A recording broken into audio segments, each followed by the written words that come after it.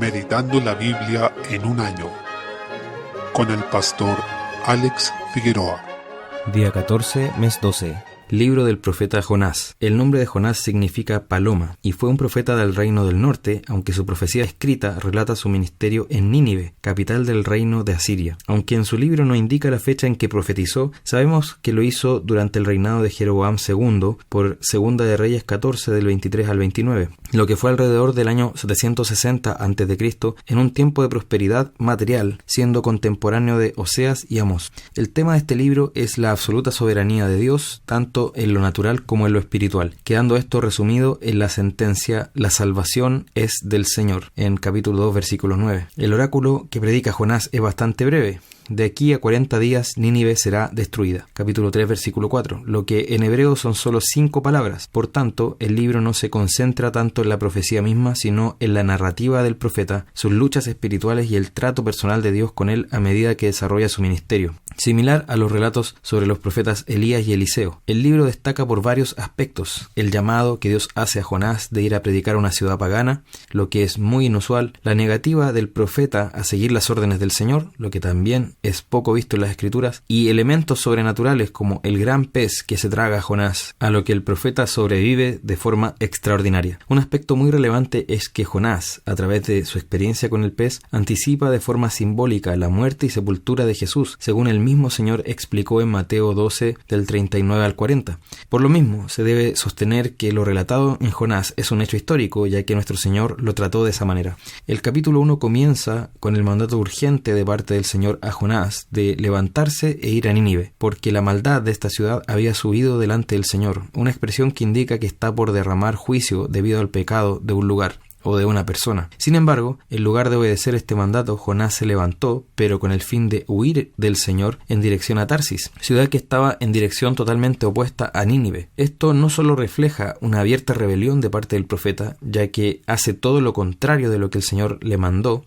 sino que también una gran necedad, ya que pensó que podía escapar del Señor yendo lejos. Cuando el Señor levantó una tempestad para estorbar el viaje de Jonás, los marineros paganos demostraron mayor sensibilidad ante las circunstancias que Jonás, ya que mientras ellos sabían que esto venía de alguna divinidad y se propusieron arrepentirse y rogar delante de ella, Jonás dormía al interior de la nave, lo que evidencia que estaba entumecido espiritualmente. Al echar suertes para ver quién tenía la culpa de toda esta situación, esta cayó sobre Jonás, con lo que se confirma la escritura de Proverbios 16:33: la suerte se echa en el regazo, mas de Jehová es la decisión de ella. Al ser interrogado por los marinos, el mismo profeta se daría cuenta de la insensatez de su razonamiento, ya que no le quedó más que reconocer que el Señor es Dios de los cielos, que hizo el mar y la tierra, versículo 9, y por tanto era una insensatez intentar huir de su presencia. Aunque Jonás sabía que su rebelión merecía castigo, no se ve ninguna muestra de arrepentimiento salir de sus labios. Una vez más, los marineros demuestran mayor conciencia de la gravedad de la acción de Jonás que el mismo profeta. Cuando echaron a Jonás al mar, la tempestad se calmó, y esto resultó en que los hombres que estaban en la nave confesaron el nombre de Dios y le adoraron. Sin quererlo, Jonás había sido determinante en la salvación de unos paganos, algo que es recurrente en este libro, como Jonás, sin querer demasiado realmente la salvación de otros, es usado por el Señor para lograr ese fin. El Señor ya tenía preparado de antemano el pez que tragaría a Jonás, creándolo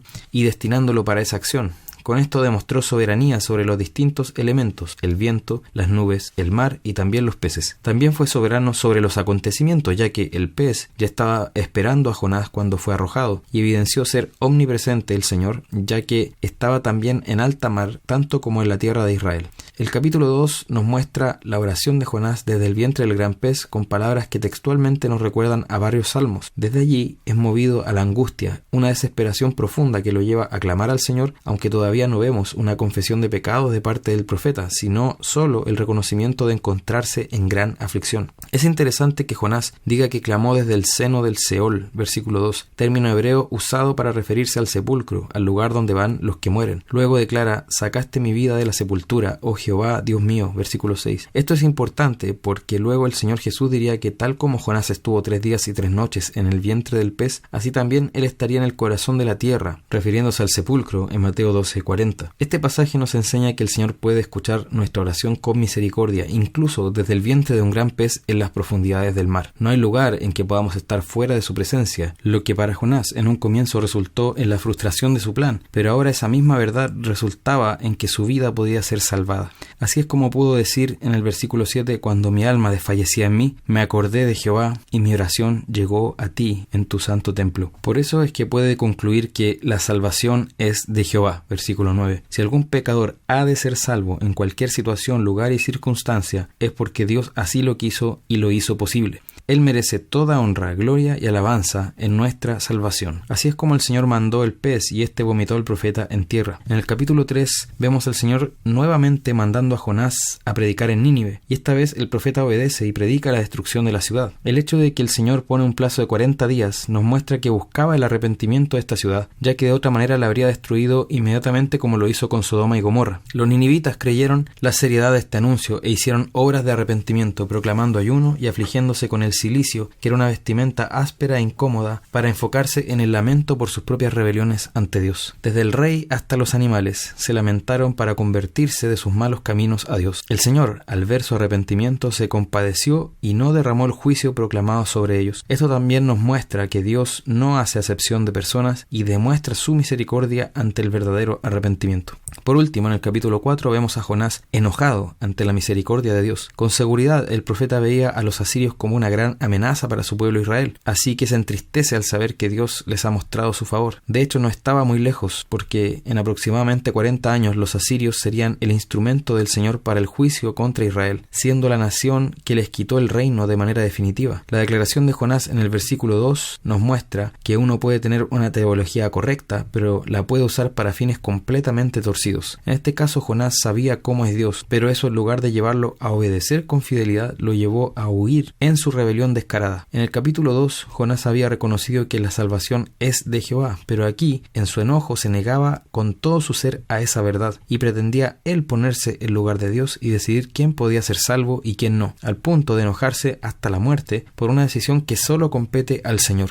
Tal como el hijo mayor en la parábola del hijo pródigo, no se veía como indigno de la salvación, y en su celo nacionalista pensaba que los asirios eran peores que él, tanto así que debían estar fuera de toda misericordia de Dios. Ante esto el Señor responde con paciencia y compasión, dando una ilustración al profeta a través de una planta llamada calabacera. Esta planta había sido preparada por Dios, tal como primero preparó el pez, en esta ocasión para crecer sobrenaturalmente y dar sombra a Jonás a las afueras de Nínive. Jonás estaba feliz con esta planta, pero el Señor preparó también gusanos que la comieron y arruinaron, y preparó también un viento solano que hirió la cabeza de Jonás. Ante esto Jonás nuevamente se enojó, pero el Señor quería demostrar al profeta que él se había alegrado y tenía buenos deseos hacia una planta que ni siquiera él plantó ni hizo crecer. Por tanto, una ciudad llena de personas sí que merecía que el Señor les mostrara su misericordia y compasión. Así, el libro de Jonás trata aspectos de gran relevancia teológica: la gracia soberana de Dios hacia el hombre, incluyendo a los que se encuentran en completa oscuridad, y la aceptación que Dios hace del arrepentimiento genuino que se da en respuesta a esa gracia. También vemos que la inclusión de los gentiles en el reino estaba profetizada desde el Antiguo Testamento, y queda clara la soberanía de Dios en la salvación, ya que tenemos a Noé, quien predicó con convicción, pero no vio conversiones más allá de su familia.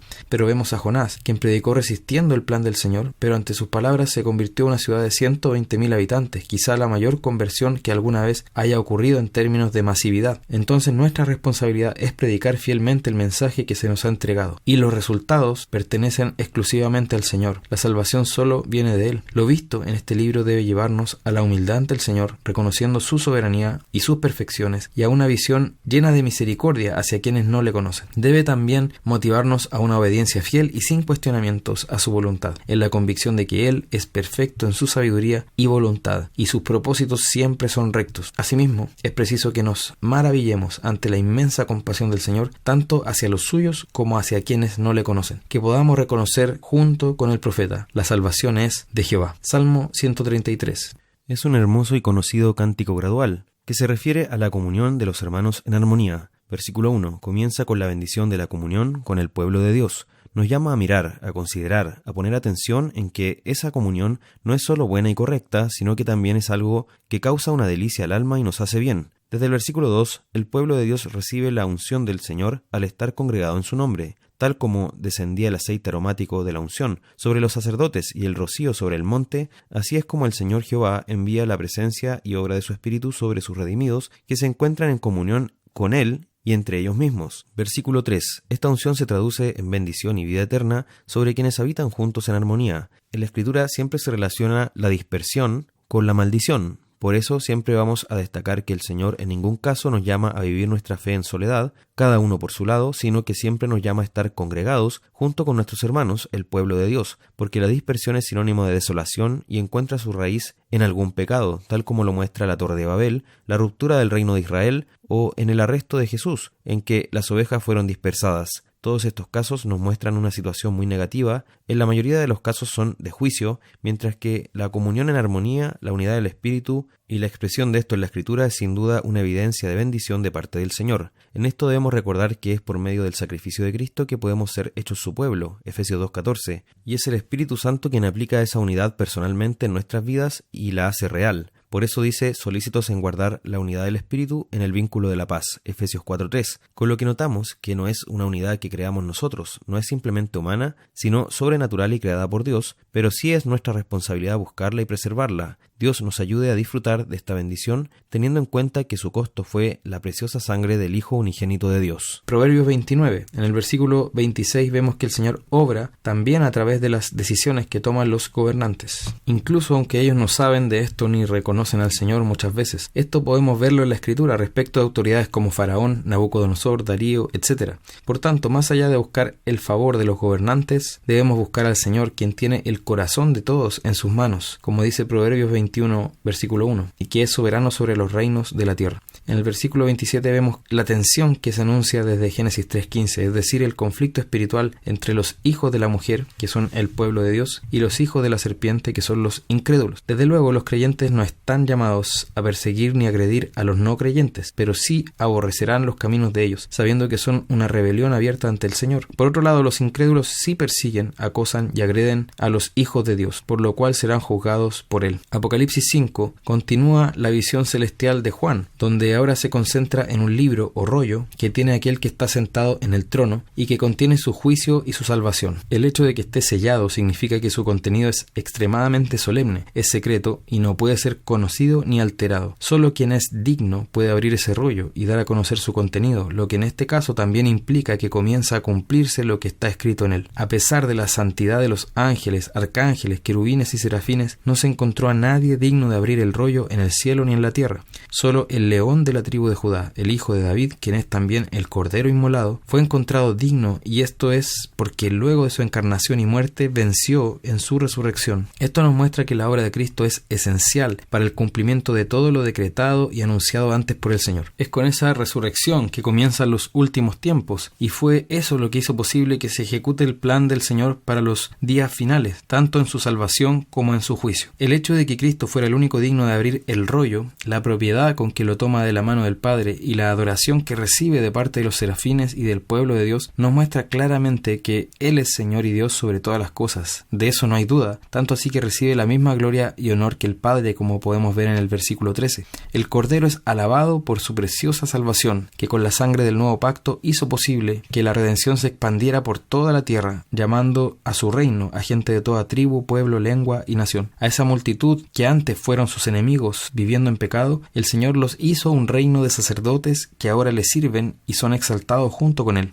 ofreciendo sacrificios espirituales por medio de Jesús. Vemos que el reino no está limitado a una nación, sino que los redimidos de toda nación disfrutan de este reino eterno sobre la creación. Esto es de toda relevancia, pues esta condición de reino de sacerdotes se aplicó al Israel nacional en el Antiguo Pacto, lo que podemos ver en pasajes como Éxodo 19:6, pero en el Nuevo Pacto se aplica a la Iglesia, de lo cual tenemos testimonio en pasajes como Primera de Pedro 2:9 y el mismo libro de Apocalipsis, en el capítulo 1, versículo 6, en que Juan se dirige a las 7 iglesias de Asia Menor, dando gracias a Dios porque Cristo hizo de nosotros un reino, sacerdotes para Dios su Padre, según la versión Nueva Biblia de las Américas. Esto nos dice que el Israel nacional del Antiguo Pacto era un tipo de la Iglesia del Nuevo Pacto, que es la expresión definitiva del pueblo de Dios en la tierra y en la que se cumple la promesa hecha por Dios a Abraham de que en su simiente, es decir, Cristo, serían benditas todas las naciones de la tierra. La visión termina con todo lo creado adorando a este Cordero que fue inmolado y al que está en el trono. Esto debe impactarnos completamente como iglesia mientras vivimos aquí en la tierra. Esta visión de la adoración celestial debe llevarnos a vivir nuestra vida con esta realidad en mente. El Señor es digno de toda alabanza, lo que implica también rendir a Él nuestra vida por completo, todo lo que somos, lo que hacemos y lo que tenemos. Así, la adoración no se realiza solo cuando estamos reunidos en la iglesia, sino en cada instante de nuestra vida. El Espíritu entonces nos guíe a glorificar al Señor en todo.